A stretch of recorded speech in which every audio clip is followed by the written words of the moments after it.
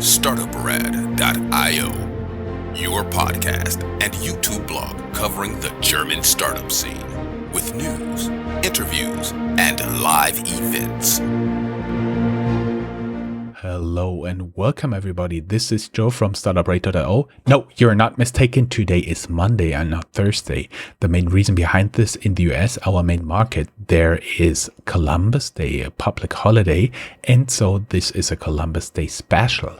As a special, we've been thinking what we can bring you. And then Alex approached us for a sponsored interview. So I would like to welcome you. Hey, Alex, how you doing? Hey, Ivan. I'm good. How are you? I'm doing great. Thank you. People may not know, but we know each other for quite some time.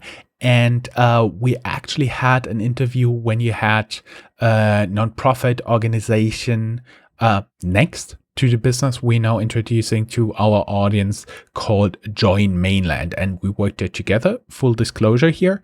And that said, we've been talking before the interview, like this morning. You've been sending me text message. Hey, how can I prepare? And I told you there are two options.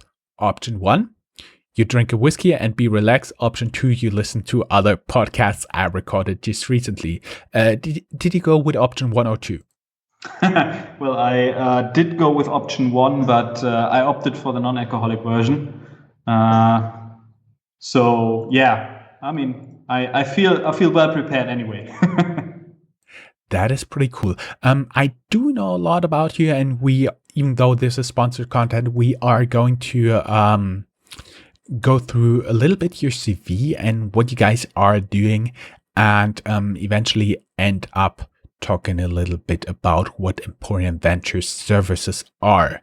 That said, let us talk a little bit about what you did in the past, because for example, I know you've been to a US high school, right? Yeah, actually, that's going way back. Was when I was in high school. I went to Cordova High in Rancho Cordova, close to Sacramento, for half a year, and I'm honorary high school alumni. What did you do after that? What did you study? What brought you to found an agency, actually a very good agency, because admittedly, you're one of your co-founders is my most favorite designer, and he actually designed the logo and the appearance of Startuprad.io. Yeah, Dennis, you're referring to my co-founder, Dennis. Yeah, we've been working together quite a while, Dennis and I, and of course, we always loved working with you and supporting Startuprad.io because we very much love the podcast. Therefore, it's always a pleasure working with you. About myself, well, I'm actually an economist by trade. So I went to university after high school, studied first the usual business administration, then realized, hey, I actually like economics a lot. And while studying, actually Dennis approached me about, creating a product, creating a startup. And we did so back in 2014 with our first digital product, which was called Handle, the social getwork. And the idea was back in the day, there was no real flea market or customer to customer secondhand market. So there was, of course, eBay Kleinanzeigen, and a lot of people used Facebook groups. And we realized, hey, somehow this all is not really cool. You don't have any legal certainty in there. And so we kind of had this idea of a great crossover product of eBay and Facebook. And first startup we ever did, and how it is, we failed miserably. We actually went to the point where we had like a super cool MVP, but instead of looking for an investor as we should have done it, we decided to become an agency. And yeah, so over a few iterations of the agency, we are now a digital product studio. I see. A digital product studio, Emporion Innovations. Okay, so eBay Kleinanzeigen, for everybody who's not from Germany, is something that eBay turned into. Here in Germany, it's something I would compare it to like Craigslist in the UK. Don't you think so? Correct, yeah.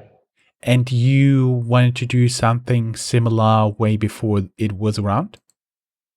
Yeah, if you look at these Craigslist or eBay Kleinanzeigen, basically what you do is you have someone who's pretending to have something they want to sell, and you have someone who writes they want to buy it, and then you kind of had to figure out how not to get scammed.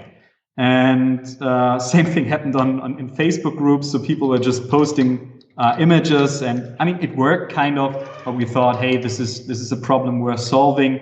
Kind of create this social marketplace where you could create like these little niche groups of people trading each and every kind of little niche market. I don't know, kind of card game traders, or where you're trading used electronics. And we had a few cool ideas surrounding this. We finally realized that we, after trying to bootstrap it, we at some point Facebook integrated all this buying and selling features they have now. And at that point, we realized, okay, this product is never going to fly because just Facebook solved the problem themselves. So you pivoted from a failed German version of Craigslist into an agency that is now also a venture builder. Can you take us a little bit on this journey, because it sounds very interesting to me? So how did we transform from a failed startup to a digital product studio?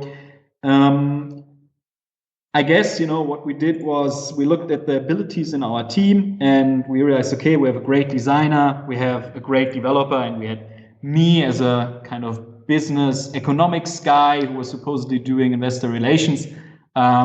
So we decided to become a web agency, and we jumped through all the hoops. And what I can tell you is that creating a web agency from on the green field is like a super bad idea. Never do that. So we kind of, we created a business for ourselves, and at some point realized, firstly, just being a web agency is nothing we want to do. So this is simply not enough, because only creating this web stuff is nice and this is fun, but it's not comprehensive. So you don't interact with the business of the people. You just listen to them, and then you kind of create this front end piece, but you never really get to the point where you can really create a business. And at some point, we so also from our own failed startup, we realized that there's actually two pieces we realized. One thing is never build a product without testing. If you actually have a problem worth solving. And the second thing is it's all of you have heard it millions of times, but fail early and fail fast. This is and fail very hard. This is what we learned, because never waste your time on something that will not work. Realize this early and then go on and do something else. And from there on, we created this approach of saying, okay, if you want to create a startup, if you want to create a product, validate early if there's the most crucial part of your business plan, which is the demand side, right? Your whole business model can be awesome, but if there's no demand, it's basically dead from the start. And this is a service we started offering. We really quickly got involved with company builders and accelerators. Our main target group or main customer group is company builders and corporate startups, also funded startups, where we support in the process of going from idea to actual product. Given that you are under NDA and you cannot talk about any real examples, theoretically speaking, how would you approach such a product development? Mm-hmm. So now suppose there's a team who's concerning themselves with potential markets and potential solutions. What we would do is first establish who is the target group of your product. Is it a one-side problem? So is it a product that you just sell? Or is it a two-sided problem? Is this something where you need, for example, a provider and someone who buys? These are super hard to establish because you always have the problem of matching. But these are the two cases. So, and then we have to make sure that we all speak about the same target group. So this is something crucial that the whole team, as well as on the innovator side, as well as on our side, understands exactly who the target group is. Personas can help, or just making very sure that we have all a clear image. May we add at this point that personas are your theoretical customers, which you use to kind of develop, to kind of target your product. And usually what for me is every time a startup comes around and says, oh, our persona is a guy, male, between 25 and 45. He has a college degree and he has above average income. I say, that's no person. That's a whole population. So do you have some clues on how to develop a real persona, something that is actually existing and not stretching 20% of the population of a country? Mm-hmm. Yeah, personas can be done in a good way and they can be done in a very bad way. So the good way to do them is to understand what exactly you're using them for. And in my opinion, the persona is something to align everybody in the team to understand who this is for. So that the marketing guy, the CEO and the developer, when they talk about what the customer's problem is, they all know they're talking about the exact same person. And this only works when you give them names, when you give them a face, when you give them, where they work, what are their hobbies, how would they, what would be a statement that they would usually give? This is something you do in the beginning completely based on assumptions.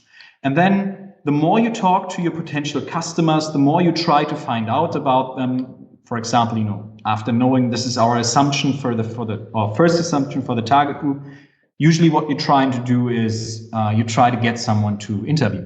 So you're trying to find someone who would be your ideal customer, and you try to discuss with him what his problems are, what problems he's facing. And you do this, with, approximately 5 people, and then you come to the point where you don't hear much more or much new from them anymore.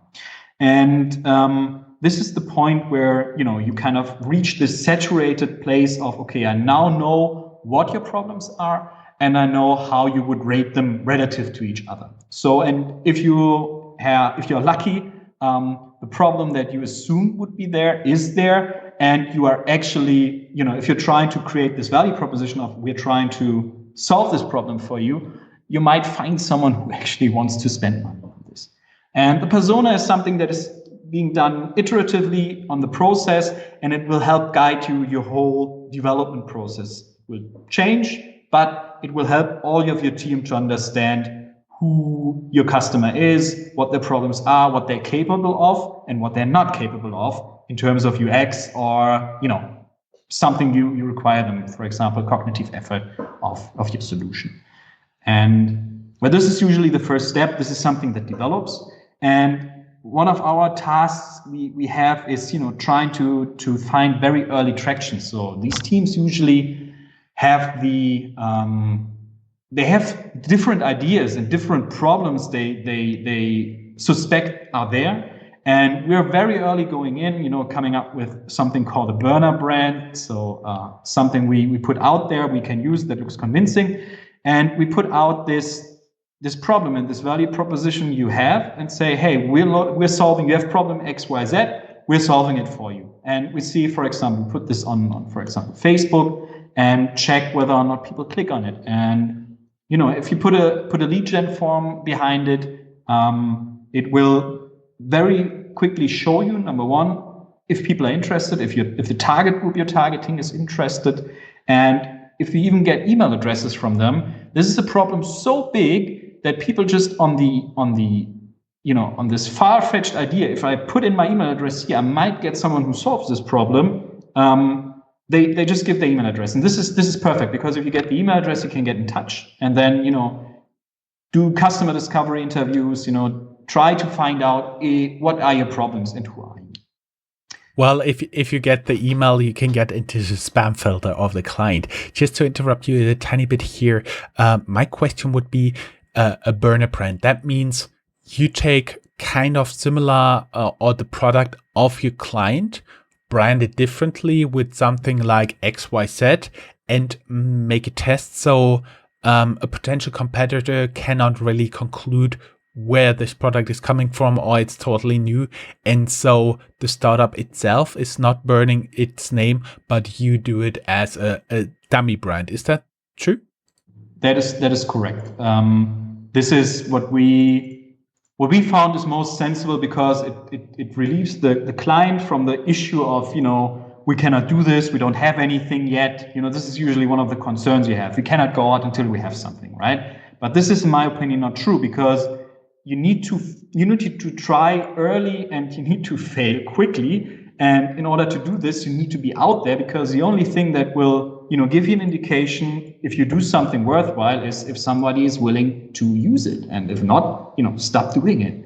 And having these burner brands just takes the pressure off the client. We can do what we believe is makes sense without having to check. Is this something that that would hurt your brand, for example. So we can go out and just put different problem statements, for example, and see which one sticks and give different value propositions. And that makes everything a lot easier. Yeah. What happens afterwards? Well, usually, through this process, you're refining your idea, and you get a better understanding of the problem you're trying to solve. So you're understanding who your target audience is. They are there. So you continue in your process, and then there's a lot of ways to deal with that. So if it's, for example, a B2B product you're thinking about doing, you could create a sales pitch, a sales deck, send them out to prospective companies and see if they respond. Or if it's a product for customers, you can go out and create these smoke tests where you just put out a landing page, put down what the product is you want to use or that you want to sell, and just put traffic on it and see how people react.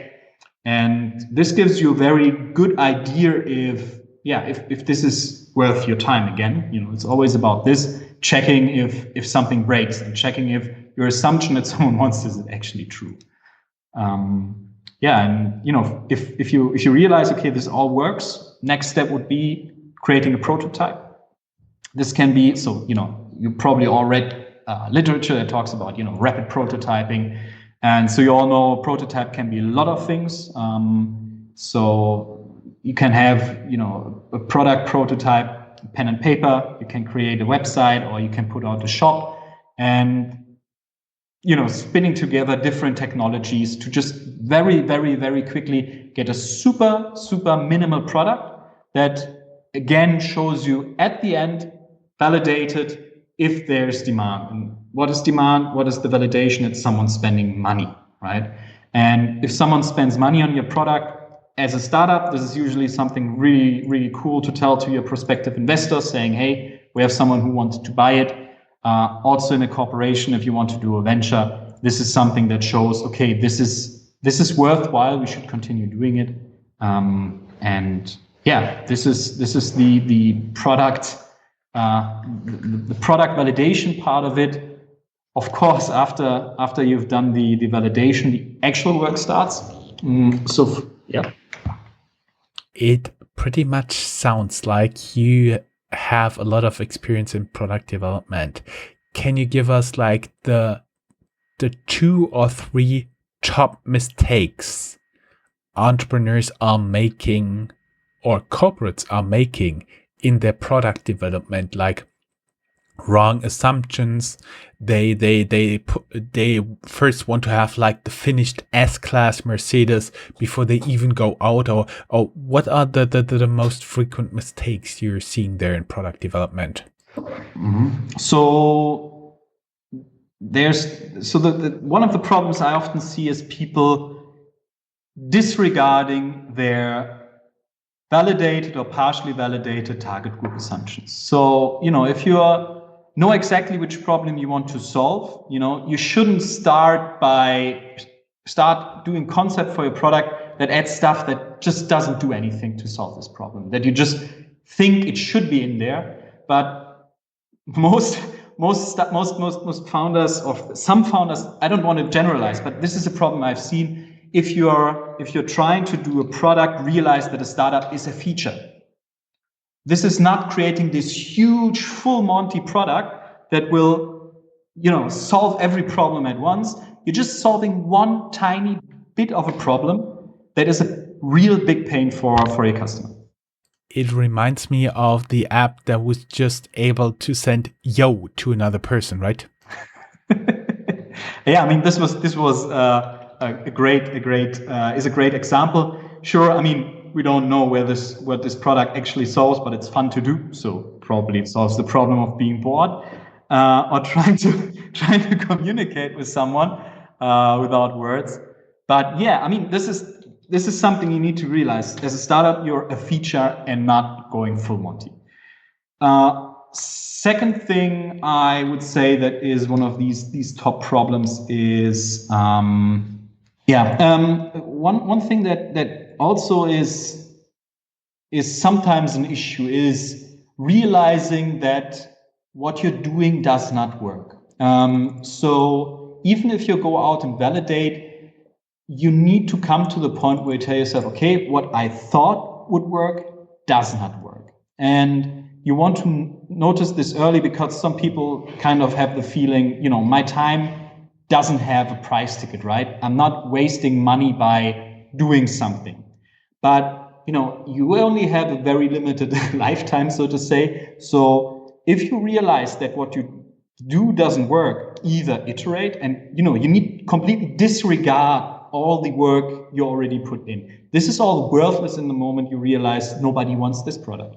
So being quick and being agile in your head and saying, all right, so this doesn't work, so let's try something else. Maybe you've learned something along the way where you see, okay, this is not the initial problem I thought there would be, but this is different, but still something worth following up on too, right? This is something you need to always keep in mind, and be creative in your head and realize the moment this doesn't make any sense anymore, stop doing it, do something else. I think last but not least, and this is of course something that we realized when we did our startup, is you need to go out quickly, and your idea is worth nothing. Ideas don't have any value, execution matters. So you need to work on your idea, but talk about it, get input on it, and test it early. If you sit, in your, I once heard the story from someone, who was doing a mentorship, and for someone, and this someone, created this product and was sitting in their basement basically for years, right? And they never went out and validated whether or not someone wanted this product. So always go out of the building, always try to find your customer quickly, and see if what your assumptions are is really true. If you don't do this, there's a very good chance that you're wasting your lifetime or your money, and the customers don't hurt you. So just talk to them and try to find them. Usually they don't hurt me, right? Usually. Great. Thank you for those very interesting insights. Happy to talk about them. I see. How far does your service offering go? Is it actually like you are the outsourced product development for startups, for corporates? No, I think it's a lot more involved with the people responsible for this venture. So especially in a startup or in a corporate startup or in the validation phase within a company builder, it's a lot of very close work with the founders. It's a lot of iterating. It's a lot of discussing and building your assumptions how something should be, and then try to determine if reality is like your assumption. And this is basically the whole process you have to go through, and this is nothing you can do as some outsider where you just sitting there, and then after 4 weeks you send them a PPT and maybe a nice presentation with warm words. It's really the real nitty gritty of developing a product and scaling this. This is how involved we usually get. I see. Is there like a limitation in terms of geography where you're working? So usually we're working with German companies, but in terms of validation, we work in the European market currently, mostly in the German-speaking and English-speaking markets. Because to create something that is convincing. So if you're validating a product, there's a lot of ways to do this to check for traction. But usually it involves that you know the language well enough to create a value proposition and a copy that is convincing. So as my Spanish or French is rather basic, it's something if you're going for example, if you're validating a B2B product in Europe, you can usually use English as a lingua franca, so it's well. But going for a B2C product, for example, in France or Spain or Italy, this is something we probably would have to brighten or read up on our foreign language skills. I see. We may also add people here and see a little bit on background of your office location. You are not actually located in Frankfurt itself. You are located in Offenbach, and there is usually a rivalry. You may be able to compare it to something like maybe New York and Jersey City, where Offenbach takes the part of Jersey City. And there are a lot of jokes flying around on both sides. How do you feel about the cooperation between Frankfurt and Offenbach? To be honest, I think they're far more intertwined as either city would care to say or care to admit. But to be honest, I don't really feel that there's a divide between the two cities. So maybe for the people who might not know both cities, it's like you don't see where one city ends and the other one starts. And there's a lot of people from Frankfurt moving to Offenbach. There's a lot of companies moving to Offenbach as well. At least that's what I see.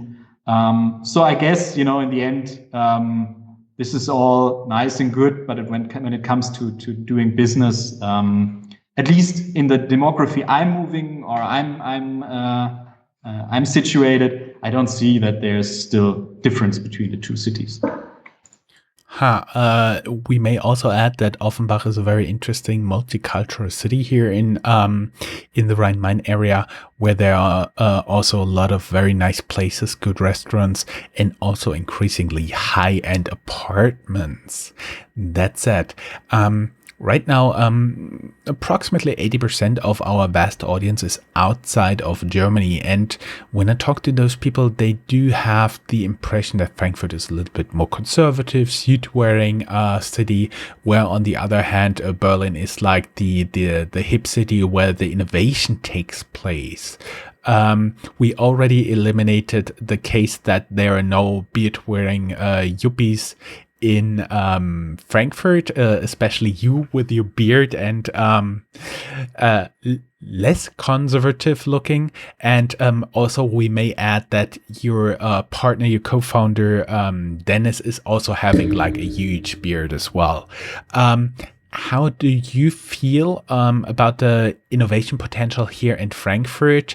And where do you think Frankfurt has still shortcomings in terms of the startup scene, of the innovation also in corporates? So to give you my very personal view on this, of course, it's a little biased because I'm from the area here. I guess, each city has something for themselves. Berlin is more of a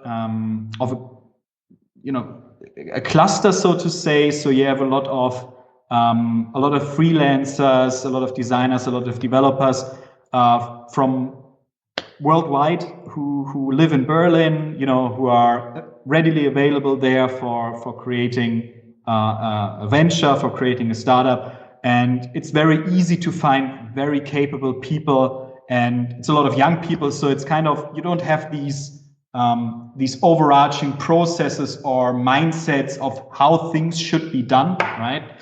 While Frankfurt is maybe a little bit more conservative, but at least it's of course a city where there's a lot more corporates, where it's a lot harder to hire because the larger corporations pay a lot more than startups are able or willing to. And this is I think crucial. I always had a little bit of the feeling that whatever happens in Frankfurt is more, how to say, there's a lot more push behind it to make something happen, to realize a product. And while in Berlin there's a lot of very innovative people, but often enough, stuff just degrades to becoming like a side project. And sometimes, this is definitely not for all, because there are a lot of awesome startups in Berlin, but there's a little bit of this will to make it happen in Berlin. While Frankfurt, there's more. If it's done, then it's done, right? So there's a little bit the feeling I have. But again, this is very very personal view on it, and probably just captures part of the reality. What do you think, actually? It's hard to say because the people I'm interviewing here at Startuprad.io, there is actually not a big difference between the people working in either Berlin or Frankfurt, Munich, Cologne, Hamburg, wherever. So I don't feel there is like a big difference anymore.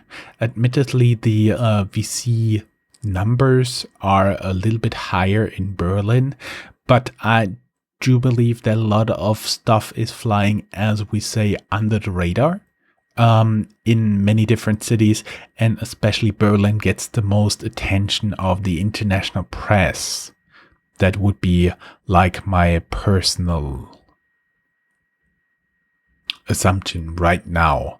And of course, I'm also working to kind of correct this picture just a tiny bit. That said, for what type of services would people be able to reach out to you guys? So I guess whenever there's a innovation department in a company looking for ways to validate their new product ideas, whether or not there is company builders who want to offer validation services within their programs, accelerators as well. Also, we can, or what we love to do is help existing startups and corporate startups to scale. So, getting the first clients, establishing the infrastructure, getting the tracking right, getting marketing right, do everything customer centric and data driven, at least as far as it is possible. At least in the beginning, a lot of startups face this problem of not having enough data to actually optimize on, just because traffic needs to be bought. But I think these are the services you can get from us.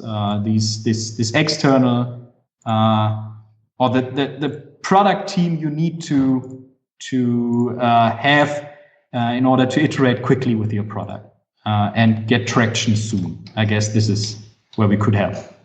So the only thing left for me to say is thank you very much. It was a pleasure talking to you and hope to have you back on the podcast.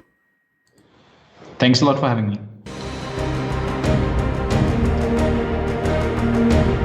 That's all, folks.